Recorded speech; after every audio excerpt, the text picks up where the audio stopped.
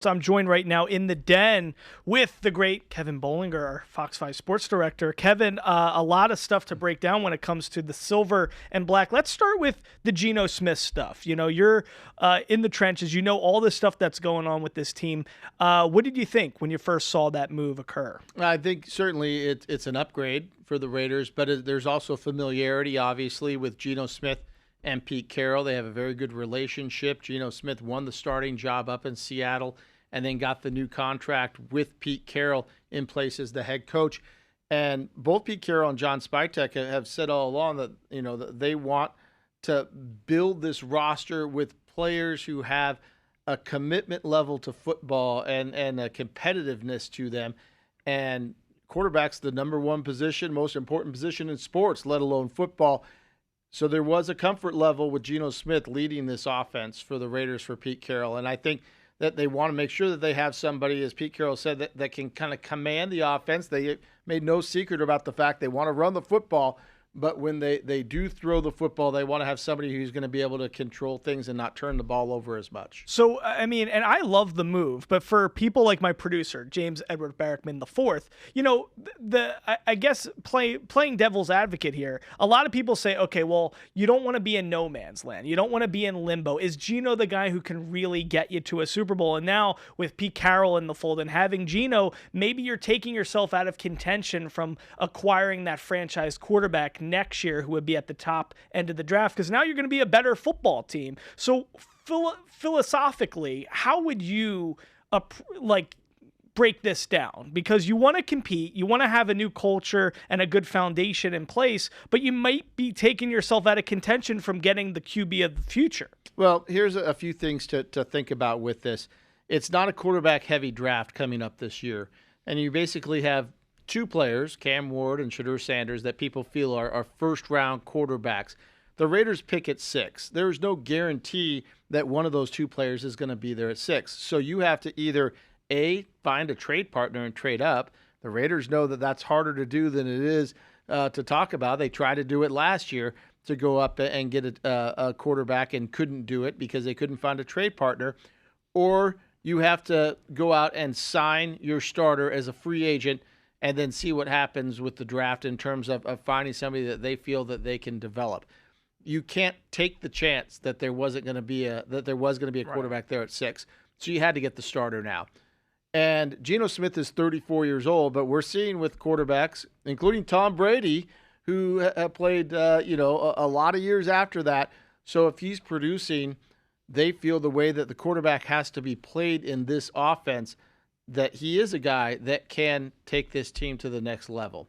And then they'll kick the can down the road if they have to find his replacement somewhere down the road. But without a lot of depth in the free agent class this year or in the draft at the quarterback position, they knew they had to upgrade that position. And they did upgrade the position. And I think that the NFL is a what have you done for me lately league, and we know the Raiders haven't done a lot lately, so they've got to do something, and that was the best move they could make. The things I like about it, he's 34, sure, but in the past 2 years, he's tied with Mahomes for most game-winning, drives, tied at 9 with Mahomes with that. He even led a team to 10-7 without Pete Carroll there. So, I mean, he revitalized his career, with Seattle, which is a nice look for him. But I think the cap hit is a good indicator here. We saw Darnold get kind of a lesser deal than we anticipated with, I think it's 33.5. Baker's 33.5 for that cap hit. So to get a guy who could be your stopgap for a few years and be in that 31 million range,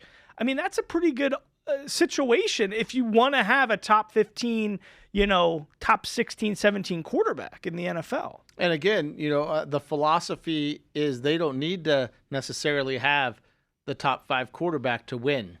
And I think the one thing, too, when you look at the success that he has had, Geno Smith, in Seattle, he did that behind a horrific offensive line last year. He was running for his life and still put up the numbers that he did. His interception numbers were high, but he was also running for his life and probably had to make some decisions that he didn't want to make because of the situation.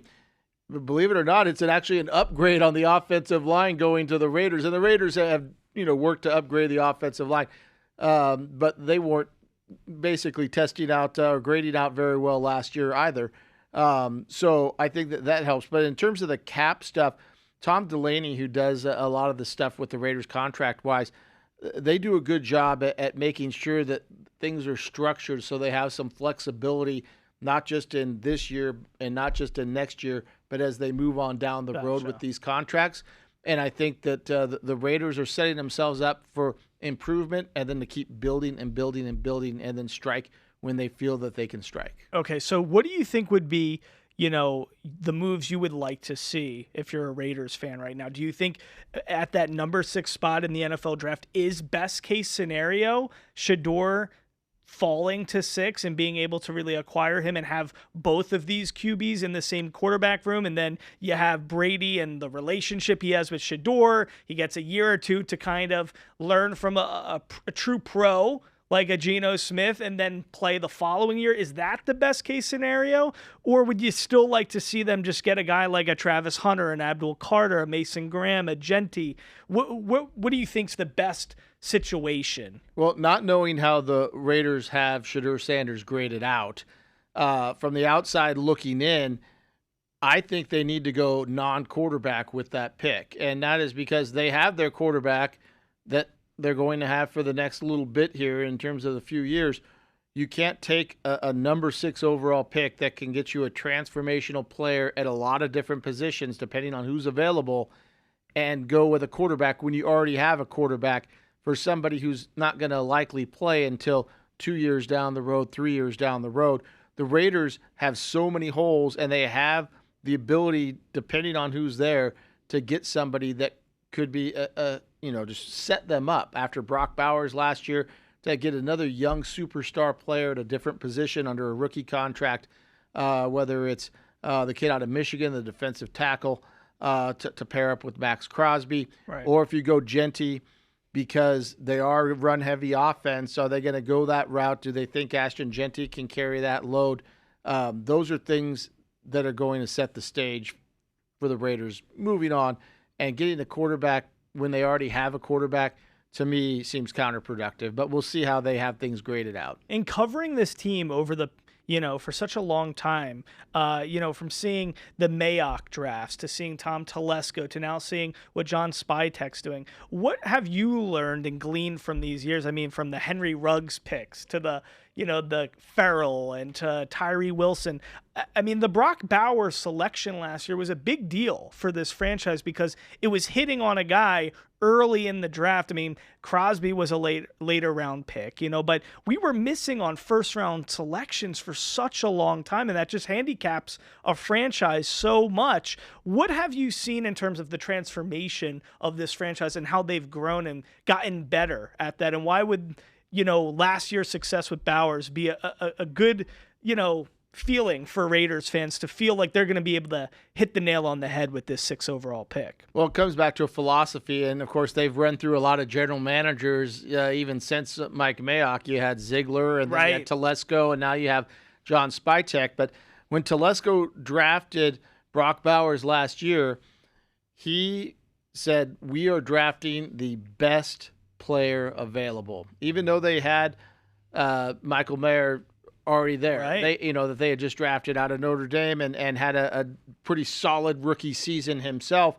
It wasn't a need, but they weren't going to draft for need. They were going to take the best player available. John Spytek told me at the Combine that's his philosophy as well. We're going to take the best player on the board when we pick, no matter what round it is, whenever they are. They aren't going to try and use the draft to fill needs here and there. While they obviously will have guys graded out that it will fall that way as well to help them with some positions, they're going to take the best athlete. And I think that sometimes when teams draft for need, and we've seen this happen with the Raiders in the past, they reach for a player that they could have gotten much later on. A Cleveland Ferrell, let's go back and use that example, or there have been many over the years where they drafted somebody a much higher when they could have gotten him later on.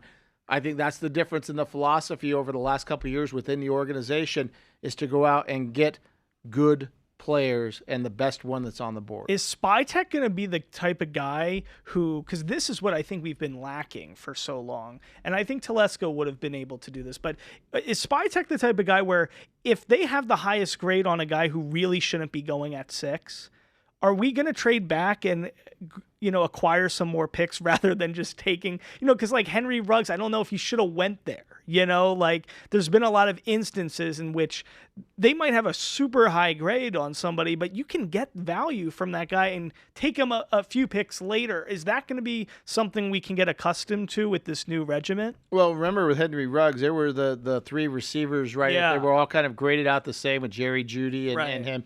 And Spytek, we don't have a track record on because he's never been a general manager. He, has been in front offices with Tampa and in Denver, but in terms of him pulling the trigger on draft weekend trades, we don't have a track record on him, so we can't really know what is going to happen. And we also have some new voices within the Raiders ownership group that are going to have significant input. And I'm not just talking about Tom Brady. I'm talking about some other owners that have come on that are going to be infusing money into this organization. How much say are they going to have? Those are all unknown factors, not only for fans on the outside world, but I think for a lot of other organizations in the NFL that aren't sure what they're dealing with here in the Raiders. Are they playing hardball or how are they going to handle things? And so that's going to be fascinating to watch develop when we get to draft weekend. But Spytek is a very savvy guy. He's been in the league a long time. He's got very good people around him. Obviously, Pete Carroll had a huge input on everything that happened up in Seattle. And so he is going to be also involved in this conversation and can help through this process as they come up to final decisions. Yeah, I thought, Spytek, Carroll, that introductory press conference, they just hit it out of the park. I'm so excited for this new vision that they're going to be having here. We're just full transparency, so we're taping this on Wednesday of NFL free agency week. So there's a lot of moves that are still going to potentially go down. They've, did some nice things so far. They got Alex Kappa. They can move Jackson Powers-Johnson to center. There's a lot of little things that have occurred. What are some of the things that you expect the Raiders to do in free agency now? Where are some of the holes that they really need to start solidifying? Because obviously running back, wide receiver, who are some of the guys that you think could ultimately end up here with the silver and black? Well, the one thing the Raiders have shown is patience so far in this free agency process. In the past, they maybe have tried to make a splash with a big name and overpaid, and it's come back to bite them. They have not done that. They've been finding guys that grade out comparable with people who are making a lot more and paying a little less, and maybe even going on shorter term because it's guys who are going to, quote-unquote, gamble on themselves, or they're going to put up big numbers and become a free agent again. And the Raiders benefit from that if that happens as well because they're putting up big numbers for the team. So the Raiders have to fill some holes. But when you look at the defensive side of the ball, I mean, I know wide receiver and running back is sexy to talk about. And, yes, they have to fill some holes there. Yeah. But they lost, Spillane. They lost Spillane. They lost Hobbs. They lost Merrick. And while they've done some work to kind of shift some guys in, not necessarily to the point where they're going to have so much depth and competition, which has been the key to what the Raiders want to do this offseason. They want 2 and 3 guys deep at every position because they want competition, not just in OTAs, not just in training camp, every single day in practice. Yeah. And if you don't compete, you don't play. That's Pete Carroll. That's the way he ran things with the Seahawks and had a lot of success with it. So they've got to fill a lot of holes here as we move through free agency in the offseason on the defensive side of the ball. And then try to bring in, I would expect them to bring in a couple of wide receivers. I mean, we talk about Tyler Lockett. That's a no-brainer that he would reunite not only with Pete Carroll but with Geno Smith. They've all had a lot of success together.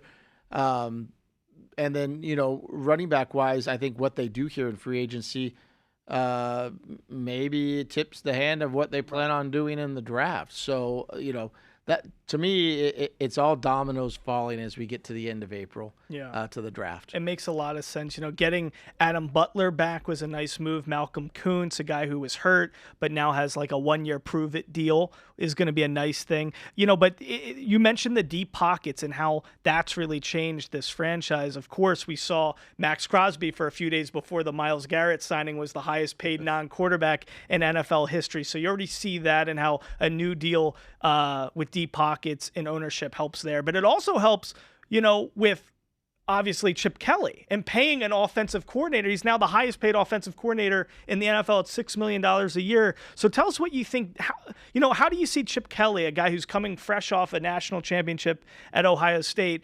How big of a deal is that? Because I think people are overlooking it because we have so much newness with Carroll and Spy Tech and now Geno. Chip Kelly being the OC, how excited should fans be about that? I think they should be really excited because, he's had a taste in the pros before, obviously, with the Eagles. And he had some success at Ohio State. He had success as a head coach, but he's been able to transform his offenses in places that he's gone based on what he has on the roster. He's very adept at doing that. So while they have a plan in place of where they want this offense to be, they got to make sure that they get the right pieces to do that. But then is the chess game within that offensive unit to try and make sure that they can go forward with what they have. They're not spending that much money on Chip Kelly to be the 16th, 17th offense in the league. They're expecting big numbers, and they have to score points in the AFC West. I mean, look at these other three teams and these quarterbacks and these offenses. The Raiders are going to have to put up 25 plus a game if they're going to compete in the AFC West and if they're going to compete for a playoff spot. So that's, the joke was, last year when they brought in their offensive coordinator, he promised me, 26 points a game or whatever Antonio Pierce had said that he did. And that didn't happen. No. And he didn't make it through the season. Right. So Chip Kelly is a definite upgrade there. It's definitely interesting times. I'm curious about the Tom Brady component here. We've seen, a lot of GOATs in the past, Michael Jordan, not really be able to translate what his basketball acumen and IQ to ownership and being an executive. And we saw that in Charlotte. Even John Elway, a stud who really could not figure out how to be a general manager president with the Broncos and made a lot of blunders in his tenure there in that role. Why do you think Tom Brady is going to be different? Because it is hard for guys who are just so high level to be able to express and scout and understand other players and situations and look beyond themselves. Do you think Tom Brady is going to be different and this is going to be a huge, part of the pie of success for this franchise? I do. I wish we would have the chance to talk to him. Yeah. He has not spoken, even though he's in the media now with Fox. Right. He has not met with the media and certainly not the Raiders media to talk about his philosophy and what and I'd love to be able to hear kind of what he has to say about that. We're hearing everything secondhand. However, the one thing we know about Tom Brady is he's as competitive as they come. And we know that Michael Jordan and John Elway were competitive as well. But he was a grinder that was willing to do whatever it takes. Yeah. Now, a lot of the downfall when you have GOATs like that is they can't find people that have that same mentality because it's very rare to do that. And that's the frustrating part for people like Jordan and Elway. So that's the part that remains to be seen. But Pete is kind of cut from that same cloth, right? And that's probably why they can – there's a synergy there between Pete and probably Brady with some of that stuff. And Spy Tech. Don't disvalue the fact that Spy Tech was in Tampa with Brady. Right. And they're unlikely or they're very likely were a lot of conversations as they built that Super Bowl winning team. With Brady going to the front office people and saying, this is what we need. I want this and this and this. Right. And so there was some give and take there, I'm sure. There's a reason that John Spytek's the general manager of the Raiders right now. Yeah. And it's Tom Brady. It's going to be his first crack at being a general manager, and he really is a guy who had a great display. I like a lot of what he had to say at his introductory press conference. It's really, a lot of this is based in scouting. He's a premier scouting guy. So I think that's going to be good to hit on these, especially at the 6th overall draft pick. So we're in a good place. We're moving in the right direction. Do you have a fan favorite of who you would like to see at 6? Do you have a gut feeling of where they really should go? Would there be somebody that you could see as the obvious choice there? It's so fluid because you look at the teams ahead of them, and you know that they have specific needs. I mean, Tennessee is a wild card there. Whether they think Will Levis is the answer at quarterback, or they go with Cam Ward, or they trade it. Cleveland's got a situation at quarterback as well. We know that the Giants have a situation at quarterback. You even go back, say, to the Saints at number 9. Right. And could they vault up? Yeah, and Pittsburgh try and do something right. And so there's so many what ifs that's going to change the way that things drop in there. But I would say for Raider Nation, the one thing is you have to trust the process, and there's a belief that this group that they have making the decisions right now are as good as they've ever had with the Raiders. And you have to give them a chance to do what they do and then see how it plays out over the next couple of years. Last thing I want to ask you, you have such unparalleled access to this team, and there's so many people within Raider Nation that are so tuned in and they're waiting on every single move on Twitter to see what's going to happen. Have you, in your reporting, just being close to the beast, have you felt, is there a new feeling amongst the franchise and just being around people and being in the building? Does it feel different than before under this new leadership of Carroll, Spytek, and Brady? Have you actually felt that personally? Yeah, because it's not just in the football side. It's in the entire building with the Raiders. The Carroll energy infuses on the business side as well. Although I will say, the fans have gone through the roller coaster over the last, 2 decades, and so has the organization. There was a lot of energy when Antonio Pierce was the interim, and they made that run, and then they made him the head coach. There was a lot of juice in that building with that as well, and it didn't work out. So I think that it is a roller coaster, but there is a feel that things are different this time. That they have a combination of not only people in the organization, but with the ownership. And nothing against Mark Davis, but he now has people behind him like Tom Brady and some people that have that competitive, we're willing to do what it takes and give you some money to win. They want to win. Everybody wants to win. It's the common thread. And when you have the infusion of money, the competitiveness, and people who are going to grind until they win, that's the good recipe that I think Raider Nation should be excited about. All right, there you go. You heard it there from Fox 5 Sports Director Kevin Bolinger. Anything else you want to add? Yeah, it's going to be an interesting offseason. Pete Carroll kind of spilled the beans a little bit that the Raiders may be returning to Napa for training camp this year. And I know that the Bay Area Raider fans are excited about that. But I can't wait to see them actually get on the field for the OTAs. The Raiders traditionally have always had very high, if not 100% participation, even though veterans don't have to go until mandatory minicamp. I think you're going to see everybody out there on the field, and I can't wait to see everything translate to the grass and see it start to develop in its most infant form here in the first OTA through training camp. We get to those preseason games on Fox 5. Yes. And then get into the season. So it's going to be fun to watch this whole thing develop over the next 8, 9, 10 months. We can't wait to see it. There's a lot of good juice going on, a lot of positive momentum with the silver and black. Kevin, thanks so much for joining us here in the studio. Guys, make sure you check us out on Silver State Sports and Entertainment on Fox 5, as well as the Silver State Sports YouTube page.